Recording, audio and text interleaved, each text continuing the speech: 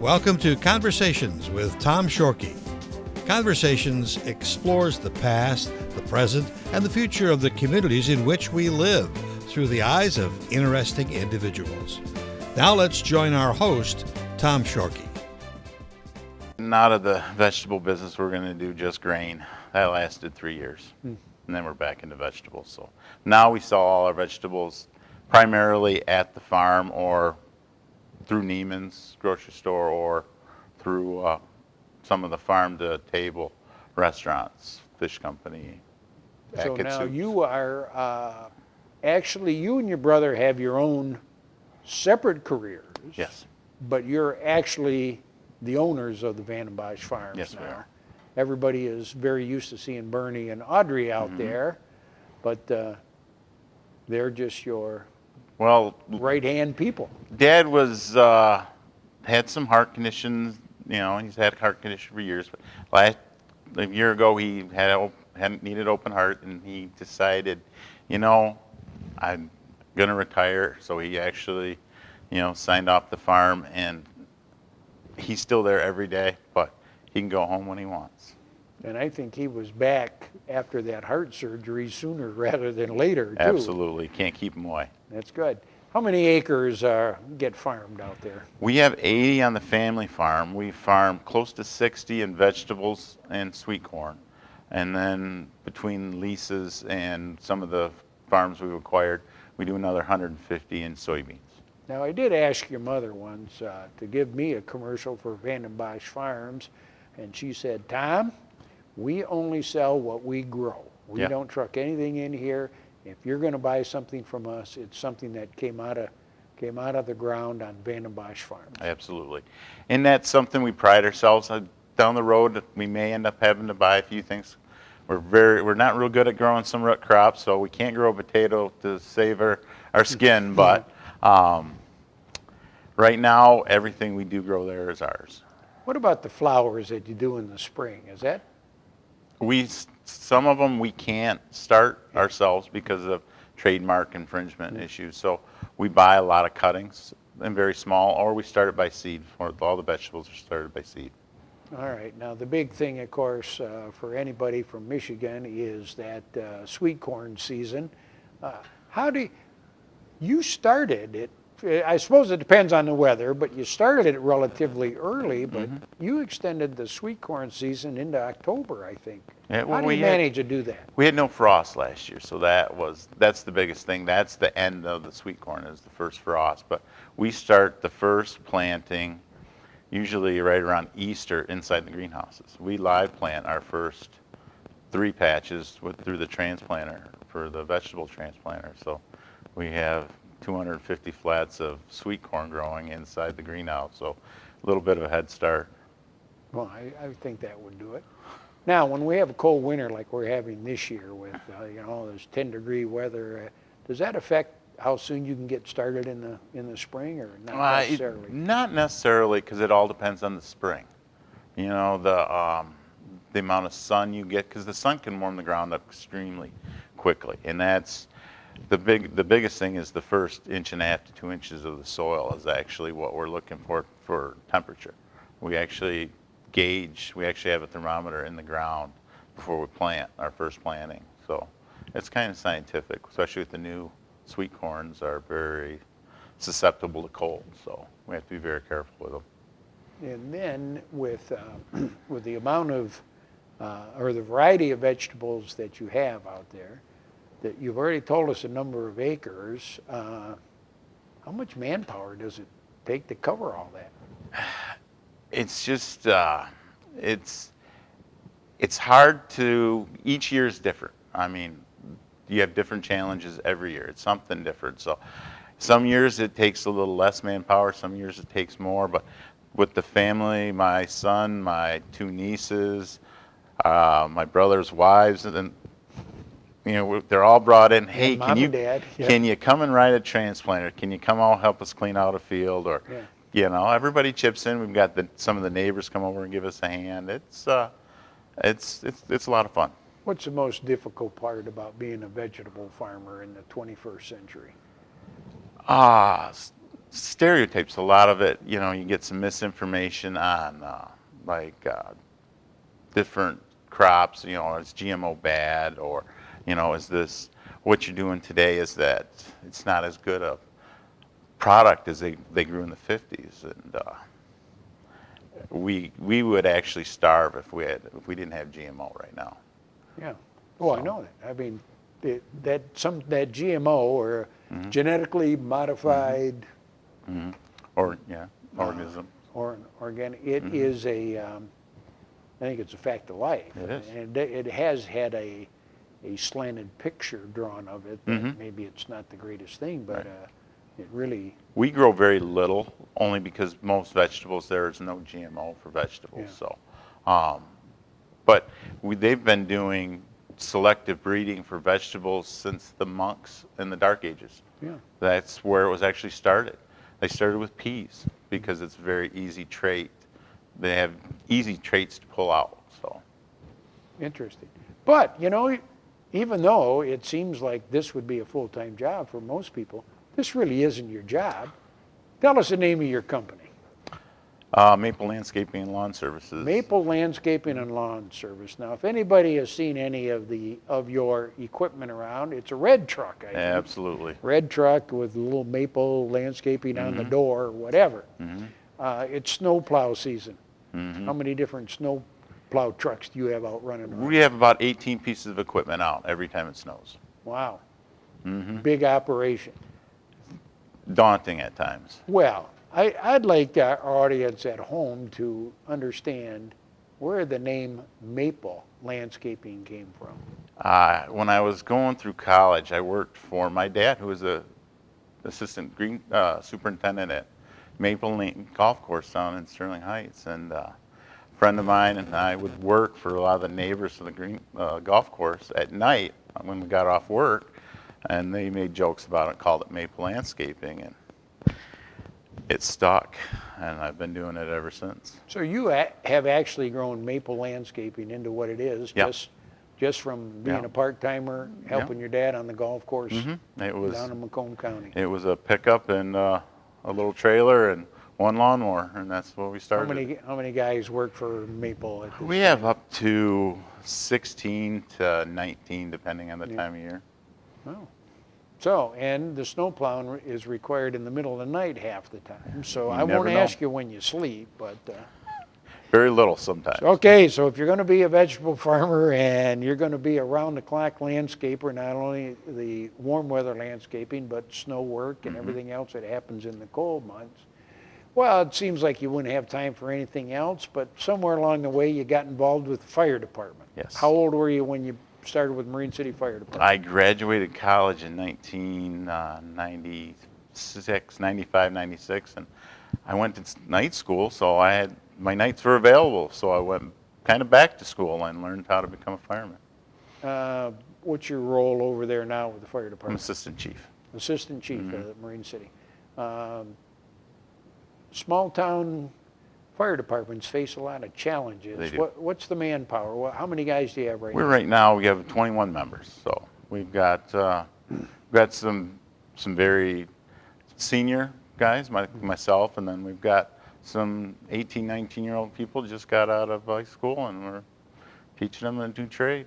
How large a department would you really like to have? I'd like to be closer to 30.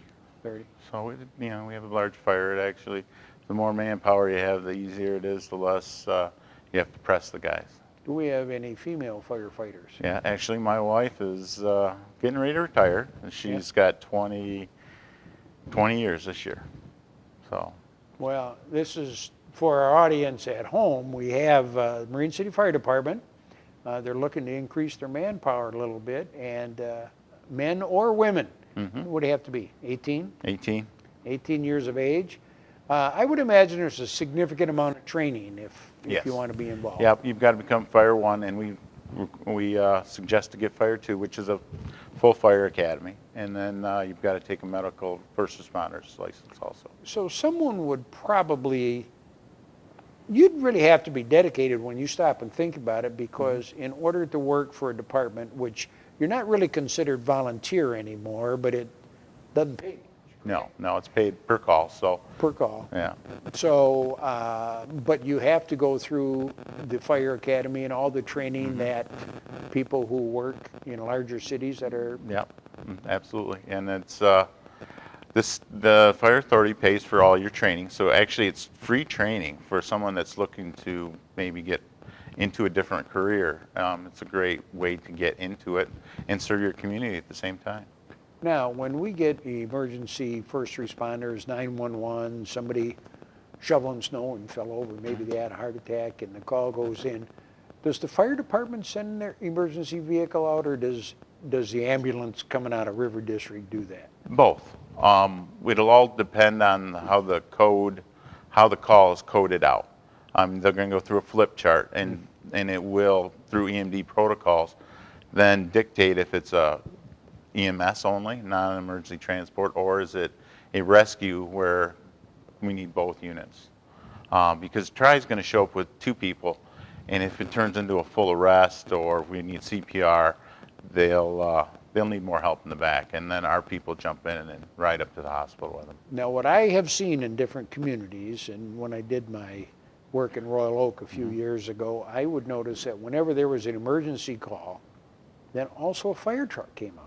Do trucks come out also on most of these? Well, in some departments they have paramedic engines, so they'll have an operator and paramedics in the firefighter paramedics, and they'll actually go too, and they'll get out of the engine and then into the ambulance to help out. Well, and one thing that we could clarify for our listeners is that these fire departments, like Marine City, isn't just a function of the city of Marine City. Don't you have a fire authority, is my understanding? Yep. Who's representing that fire authority? Well, City of Marine City, half of East China, half of China, and most of Cotterville. Okay, and then I would imagine the other half of East China is in the St. Clair Yep, Fire Authority? same with, China and East China. Both are split. Where were you when the 2 businesses in Marine City caught fire last month? I was at home, sleeping at home with my wife, and the tone went out, and I was on the second engine, so they had already filled the first engine, was responding, and I responded with the engine 2. And they, at that time, didn't you use resources from the other departments? Yeah, we ended up using 6 departments total. Wow. And All right, so now I got a man here. I'm not sure if he ever sleeps. He's got a full-time vegetable farm. He's the assistant fire chief, and he's got 18 or 20 people and about 18 pieces of snow equipment moving around at any hour of the night. But that's not enough. He thought, what the heck, I might as well run for mayor while I'm at it. Well, how did you ever come to the conclusion with your position in life and all the balls that you're bouncing, that about 1.5 years or 2 years ago you thought, maybe I'll run for mayor? What was going through your mind? I just thought we could bring back a little bit of Marine City back to some of its roots, because I'm fairly versed in a lot of the areas of the city, and I think I could help make a difference. And I've got some police background. I worked 10 years as a sheriff deputy also, and that was before the mayor's position. So I just thought we could make some effective change and kind of move forward a little bit for the city. How's Marine City doing financially? I mean, are you things under control? We're doing very well. We're not flush, but I mean, our head's above water. We've got a balanced budget. We're starting to get ready to do some capital improvements. And well, now when people read the local paper online or get the Times Herald delivered, there was an article a couple of weeks ago that Marine City has a parking problem. It's a great problem to have. I was going to say, it sounds like a good problem. What's the parking problem? Well, we have available parking. It's just getting people to use some of the different areas that we have available for parking. Some people don't know they're there. So we need to do a better job of directing traffic, directing people, showing people where they could park and maybe walk a little further, park off the main drag, maybe on Market Street. And that goes back to mappage and signage and just doing a little better job. Well, you know, I've had a number of people on conversations that are involved in Marine City. We had the Vertons on, who are building the new hotel and have the theaters, and Todd May, one of the pioneers with the Sweet Tooth downtown. Bill Daniels representing the historical side of life, and everyone is so proud because it doesn't matter what day of the week it is, and it doesn't matter if it's winter, spring, or summer. Downtown Marine City's booming, and you can't park on the main street usually because there's a lot of action. Yeah, and that's a good problem to have. It's a great problem to have. But now, well, we're going to hold the ferry for a minute. Let's City Hall. That gets a lot of press. Beautiful, classic City Hall that's probably been voluntarily vacated. Probably what, 8 or 10 years now? 12. 12 years. 12. But there's some things going on. Absolutely. Tell us about the teen center. Well, we've signed a lease with the River Rec Teen Zone. They're going to move into the old police department. So they'll have the garage, which was the original fire station, and then the administration and the police department used. Not the original structure. The original structure still has not been leased out, but looks like we're going to shortly. So you're working on something for that angle also. Yep. So good. And we've got a local architect doing some of the drawings and renderings for the River Rec Teen Zone. Herb Blackstock's working on that right now. So great. And I heard, and I don't want to put Herb in a box, but it might be a pro bono. That's what I'm under the impression too. So okay. All right. He's a great Herb. guy. Pressure's on now. Okay. Great guy. Great guy. What about downtown Marine City? Had a little bit of loss. You lost Gary Coes a month or so ago. And for our listeners at home, Gary's the fella who refurbished the old Mariner Theater with the marquee that is always lit, has the Titanic in there. But on top of that, Gary was very involved with a lot of community projects. Absolutely. And you interfaced with a couple of them, the pumpkins and the popcorn. Absolutely. And he could talk me into just about anything. I mean, he got me to take a hay wagon across the ferry 12 times in one day in the middle of December. I mean, so he just was innovative, and we're going to miss that innovation, but he started a lot of things rolling, and it's up to us to keep them going. Now, a real dark cloud hanging over Marine City right now is the status of the ferry. Absolutely. I mean, for 100 years, there's been a ferry back and forth between Sombra and Marine City. But over the past number of years, as Marine City has developed into a real destination for people, there's a lot of white license plates, usually up and down the street. What's the status of the ferry as you know it right now? Right now, it's still in limbo. And I mean, it's such an iconic piece of, it's the iconic part of Marine City, that ferry. I mean, I can't see us not having it. That's so, with help from Erica DeLang, the executive director of Chamber of Commerce, and the city manager, we've made inroads with different higher up politicians, to say the least. Dan Lowers was very helpful in getting us in contact with Washington, but everybody's still a little hesitant to, offer up any funding. So, and I've been in contact with Mary Gladow from Sarnia, representative from the House of Commons in Ottawa, and the Canadians still haven't worked up any funding yet for it. So. Now, my understanding, and for the people who are at home and watching our interview, the issue isn't like with the Marine City ferry dock, and it's not really with the Sombra ferry dock. It's that between the ferry landing and the shore is a causeway. Yep. And that's what got damaged. Yep, that got taken out by the ice. And something to do about the fish spawning season. There's, what's the complication there? There's no construction along the Canadian side of the river from March 15th to June 15th. So even if we've got funding sources and an acceptable plan and have all our permits, we still have to wait to June to get started with it. Wow. So, If they want to get to Marine City, they would have to go over to Walpole and get the ferry to Algonac and drive around. I yeah, guess, but- and we have still seen some Canadians coming over, but the economic impact is what we've calculated is close to $2 million just on Water Street alone. And that doesn't take in the amount of gasoline they buy at our 3 different gas stations. That doesn't involve the money spent at Kmart. And then there's also the trickle-down effect. Like I said on with Paul Miller the other morning, the famous Garburger that everybody, it's iconic in town. Well, that hamburger comes from Zimmerman's. And then they use locally ranged cattle for the hamburger. So, I mean, you can see the steps it goes down. Oh, I see. That could be. And then there's a lot of employment. There's a lot of Canadians that work over here, and a lot of our nurses at River District. Maybe not a lot, but there's some.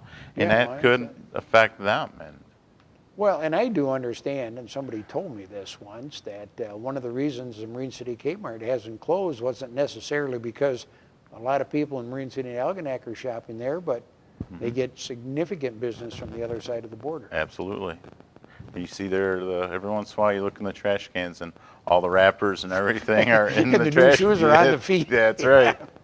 Well, we won't turn anybody in Nope. this show. Dave, give me a 30-second commercial on why, if a young family comes out for any of the activities and says, gee, this looks like a pretty nice little town. Give me a commercial why somebody would want to live, work, hang out in Marine City. That's a good one. I'm not the marketing end of it that my friend was. He could come up with a Gazillion reasons. yeah, absolutely. And he actually called this a Rockwellian destination. And I never thought of it as a Rockwellian destination. I just thought it as Marine City. It's my home. And it's a great place to raise kids. We've got a great school district. I mean, we had some wonderful superintendents back in the day. A long time ago. And we've got a great community. We've got some great civic groups that are really taking full advantage of the great nightlife and that. And we've got some wonderful fundraisers that go on almost every weekend. They've got me doing something, and that's a great thing to have.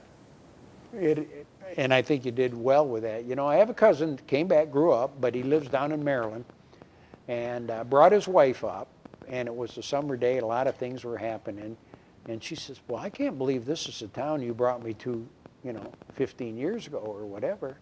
And he made a comment to me, and he said, Tom, he said, if there was a little town on the Chesapeake Bay, on the shore of Maryland, that had a ferry coming in every hour, had all these restaurants and these things, I mean, it'd be written up in all the national magazines. So maybe you are the mayor of a little treasure right there on Yeah, and I think a lot of the people in town are getting tired of me saying this, but it's not necessarily the buildings and the quaintness. It's the people.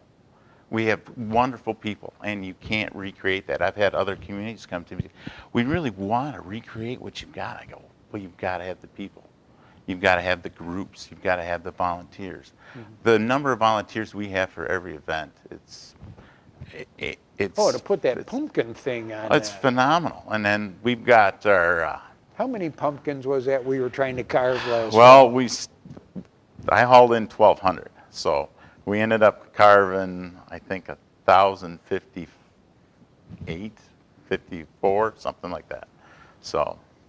But we've got some people that can help direct all these volunteers, like Erica DeLang and Laura Scotcha. And I mean, these people that can really take all that hard work and focus it. That's another trick, is just focus. I always akin it to herding cats. Yeah, well. Because we're sometimes hard to direct. Yeah, that's right. I think a lot of good things are happening. Who's been influential to you in your life, Dave? I think my family. They've installed extremely great work ethic. My dad, my 2 uncles, sun up to sundown, every day. For our audience at home, it's been a pleasure interviewing Dave Vandenbossche today. And sometimes when you get home from your daily job, whatever it is, and you sit on the couch and you think, boy, that was a rough day. I hope Dave has been an inspiration to some people to get involved, because you can see where you can have a career, 2 careers when you add the vegetable farm into it, the volunteer fireman, the community civic booster, and representing the city as a mayor. I think Dave's done a tremendous job as an example for people to get involved in our community. And I'll do the one shout out for the fire department one more time. They'd like a little more manpower than they have now. If you are a man or woman over age 18 years old, and according to David, all that fire training is at no cost, but it's going to take time on your part. It could be a stepping stone to other things. On behalf of Cable Channel 6, thanks, Dave, for being our guest today. Thanks for having me. Appreciate it. You've been watching Conversations with Tom Shorkey. Conversations explores the past, the present, and the future of the communities in which we live through the eyes of interesting individuals. If you have an idea for a future conversation, please contact us at www.watchctv.org. Thanks for watching Conversations with Tom Shorkey.